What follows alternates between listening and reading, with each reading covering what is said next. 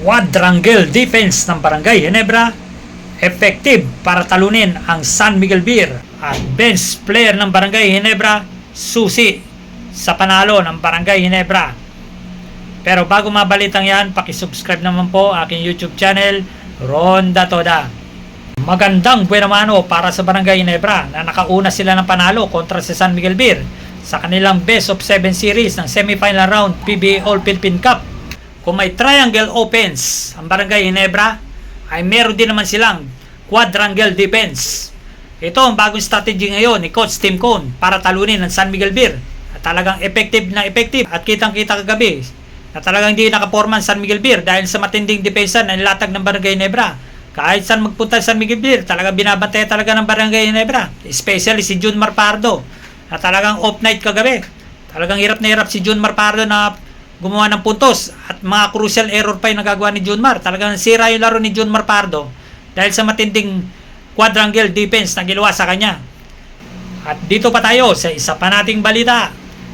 Bench player ng Barangay Ginebra naging susi para talunin ang San Miguel Beer. Kaya expected na sa game 2 ay talagang hindi nila papupormay ng San Miguel Beer. Alam na ng Barangay Ginebra kung paano talunin ang San Miguel Beer. Sa bagong sistema ni Coach Tim Cone na quadrangle defense ay talaga mabibigyan talaga ng playing time ang mga bench player ng Barangay Ginebra. Noong mga nakarang kasing mga conference, halos 9 players lang ang rotation ni Coach Tim Cone. Kaya pagod na pagod yung mga key player ng Barangay Ginebra, kaya nagre-resulta na laging talo ang Barangay Ginebra.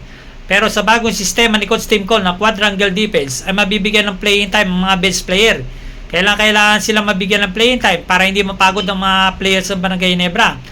Sa laban kagabi ng Barangay Ginebra at San Miguel Beer, kitang-kita na talagang maganda ang player rotation ni Coach Tim Cone. At nag-contribute pa yung mga bench player ng Barangay Ginebra. Bagamat limitado ang kanilang minuto, ay malaki rin ang embag nila. Bagamat tig 2 points na ang nagawa ni Nards Pinto, Jeremiah Gray at Ben Adamos, pero pagdating sa depensa naman at mga hustle play, talagang maasahan mo talaga mga bench player na to.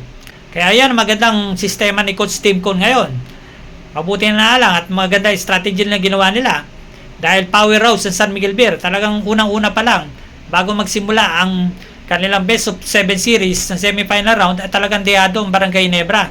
Dahil ilang beses na nilampaso ng San Miguel Beer ang Barangay Ginebra, halos tinatambakan pa nila at pinapaya lagi. Pero sa pagkakataong ito, sa bagong sistema ni Coach Tim Cone, ay malabo nang mangyari yon. Talagang pahihirapan talaga nila San Miguel Beer. Kaya bukas masusubukan uli ang kanilang magandang performance at pipilitin ang Barangay Ginebra na makuha ang 2-0 lead kontra San Miguel Beer. Kaya suportahan natin ang PBA at suportahan din po natin ang iyong lingkod, Ronda Toda.